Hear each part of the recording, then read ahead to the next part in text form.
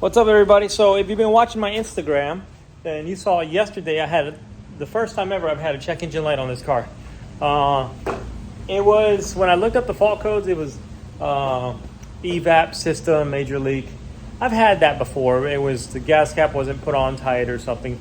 So I checked that, but try to make this a long story short. So I checked that, and it was not the gas cap. The gas cap was fine, but I reset it, cleared the fault codes, and I still had I cleared the check engine light, but I still had fault codes.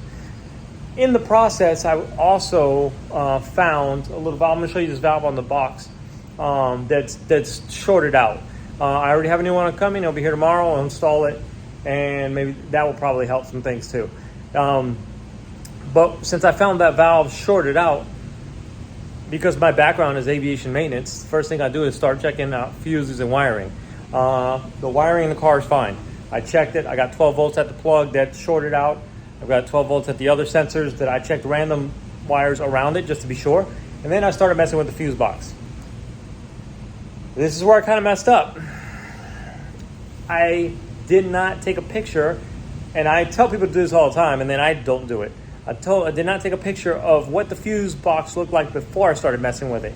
So I inadvertently put fuses in the wrong place. And then the car wouldn't start last night. And I couldn't sleep. So it was messing with me. So I started researching, looking things up. I found a couple forums. I found someone had posted a picture of the Carrera S, and it was actually really similar to this, except it didn't have a few fuses because the S isn't all-wheel drive, and this is all-wheel drive. And then I remembered, go back to my Apple CarPlay video. So I went back to my original Apple CarPlay install video from 3 years ago. And in that video, at about 6 minutes and 40-ish seconds, somewhere around there, I can see my fuse box.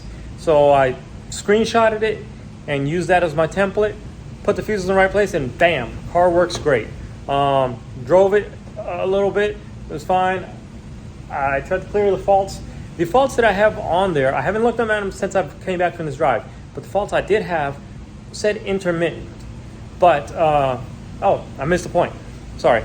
The fuses, because I had the fuse in the wrong place, I tried to start the car and the car wouldn't start, it gave me a new fault. Camshaft position sensor. It does say intermittent, it does not say hard failed, but my camshaft sensor fault is now there, which I've never ever seen that before. I've seen the evap one before, and it's usually, like a million people said, it's a gas cap. Cam's position sensor is not. So I'm hoping we didn't damage something. I mean, all I did was try to start the car in the garage. I didn't go anywhere. I didn't move the car. I didn't roll the car. I don't think I messed something up, but I mean, you tell me. The technicians that are out there that actually watch this, you tell me, did I mess something up? I hope to God not. The other issue I'm having, but I don't want to trouble, I'm not going to go down that road until I fix this first couple issues, is when I let off throttle, and now the car it's starting to get progressively a little bit worse every time. When I let off throttle, the car starts to hesitate, like the engine's bucking a little bit. And from what I've read, everywhere I've read, that is the high pressure fuel pump. It is a known failure on 9972s. I didn't think I was going to have it because my car runs great. And even now, it drives great. It starts fine and idles perfect. The idle is dead on. But when I'm rolling and I take my foot off the throttle, it's there. I can't deny it anymore. I mean, before it was like, it's kind of there. It was subtle. Now it's definitely there. So we're going to deal with that one after we fix this other stuff in the car. So let's go to the car. First, I'm going to show you the valve that's bad, that I'm pretty sure is bad, and then we're going to scan the car. Don't mind the box. We'll show you the box at the end. We're coming back to that. So the valve that is bad, let me open this.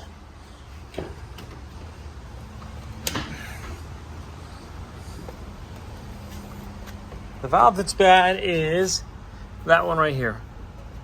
And I know it's bad because if I can put my hand on it now and it feels nothing. It's a little warm from being in the engine bay, but that's it.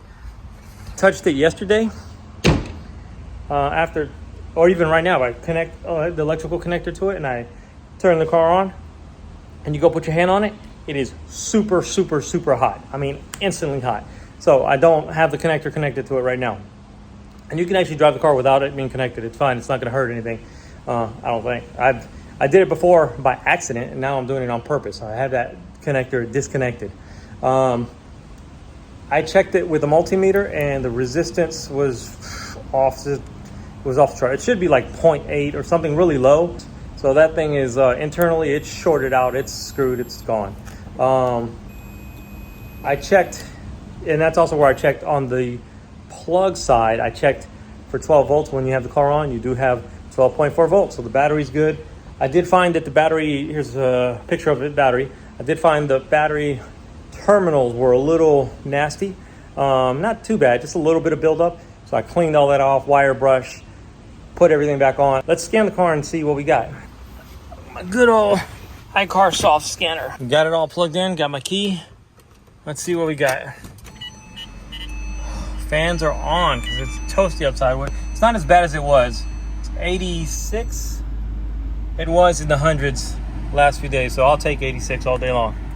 All right, let's go to there. This is where my faults were yesterday.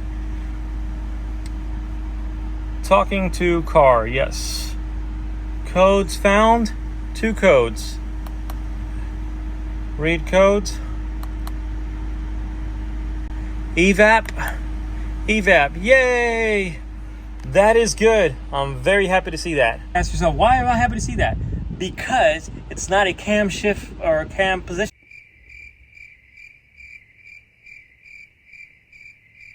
"20 minutes later." So sorry about that. You saw the phone got too hot. I had to actually stop recording. So the good thing, I'm happy to see that, because that means all I got to do is drive my car, put some miles on it. The evap system will fix itself if it was just a gas cap. And if it's not, it's the evap system. I don't give a shit, honestly. And maybe that new valve, replacing that valve will probably help, because it is an air vacuum suction something valve. It has something to do with the outside air and putting it into the intake or something like that. So maybe that'll help. But what's in the box? What's in this box? I'll give you a hint. Something to do with that back there. You see that? I've never liked that. You know, what am I talking about? Not the fan. That's because it's hot. I'm talking about these. Never ever liked those. This doesn't have bumperettes. Does it? No. That does. The Audi, which is normally here, doesn't have bumperettes. That does. Cars across the street, they don't have bumperettes. Why does a Porsche 911 have bumperettes on the back? Because it's a United States Department of Transportation regulation. That's right. If you go look at old 80s Lamborghinis, look at the Euro version versus the American version. Lamborghinis, Lotuses, even Porsches.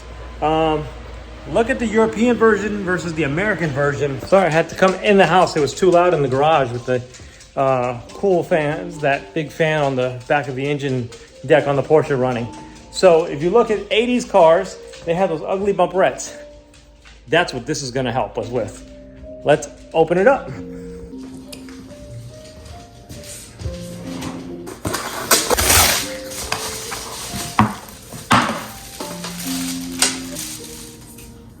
Ta-da! So this is an aluminum plate. These circles here, this is going to go where your existing plate mount is on your car. So I don't know if you guys can see, this is gloss black. I got this because I looked at a couple different designs. This is by Cypher. So they didn't even put nothing in the box. Okay, so I'll put the website. I'll link the website in the description. This is Cypher Vehicle Design. So Cypher Vehicle Design, it only has 2 holes here. From the ones I've seen, I think this is probably a prototype, because the ones I've seen I think were plastic.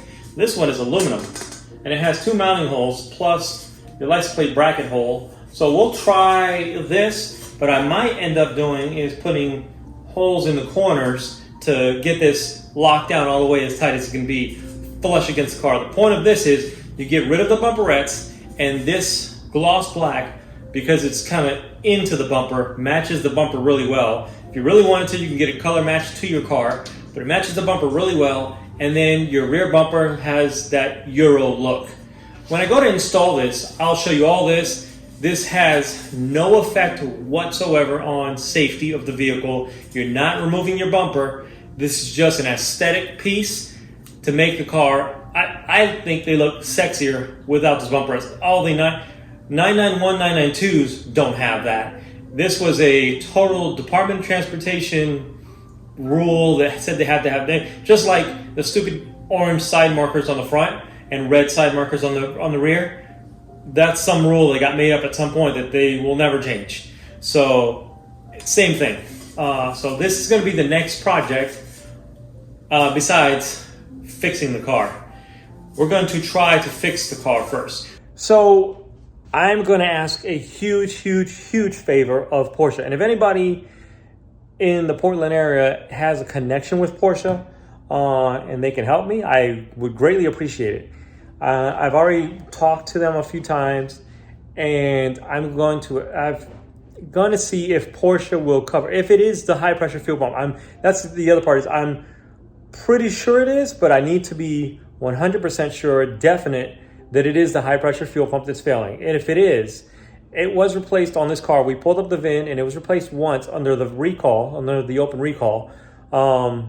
I never knew that, because when I did the Carfax on it and we did the inspection, that never came up. That never showed up anywhere. I even remember calling the dealer, and we never discussed that. So the VIN says it was done, but no, it's only been serviced at 2 dealerships its entire life. One on the East Coast and one here in Portland that I've taken it to since I've had the car for the last almost 4 years. And neither dealer said they did it. Oh, well, I know they didn't do it since I've owned the car, because I've owned it and I would have known. But regardless, I'm going to ask a big ask if Porsche could see it in their heart to fix this under Porsche warranty, because there was a recall. If not, the part is $1,500, and we will be doing it ourselves on the channel. I have no other choice. It's too expensive to me to farm it out. I have to do it myself. It doesn't look like a hard job. It looks like a bit messy because you will have to drain some coolant. That's the other part. Is I'm a little concerned that if I drain the coolant, that I won't be able to get all the air out, because 911's coolant system is very tricky. If you have the right tools, it's no problem. It's easy. If you don't have the right tools, it's hard to get all the air out. And you might only have air in the rear when you do this. But then by doing this, if you didn't do it the right way, you could accidentally push air through the coolant tubes under the car all the way to the front radiator, and then you're never going to get that out. So that's what we're going to try to do. That's where we're at. That's the status of everything. That's where I am today. This is why I haven't made a video this week. And I don't know. Maybe we'll do the bumperette video this week. I'm not sure. Today's only Wednesday. Maybe we'll do the bumperette videos this week. I'm not sure. I'm not sure yet. But next week, I will be out of town. I will be on somewhere else, let's just say. On vacation. Haven't taken vacation in years. We need it. My brain hurts. The family and I need the vacation, so we're going to take a vacation. And then we'll be back the week after that. All right, the Audi's back so I can show you. No bumperettes, bumperettes. No bumperettes, bumperettes. No bumperettes. Those got to go. And let me leave you with this. One last thing.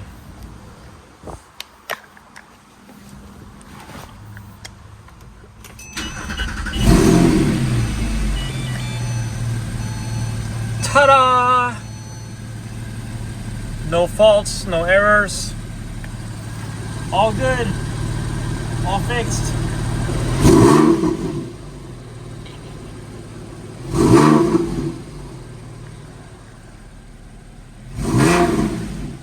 That's it. Thanks for watching. Catch you guys on the next one where we're going to install the bumperettes. And I know we have a to be continued regarding the transmission mount. there will be an update on the transmission mount. So we'll see you on the next one.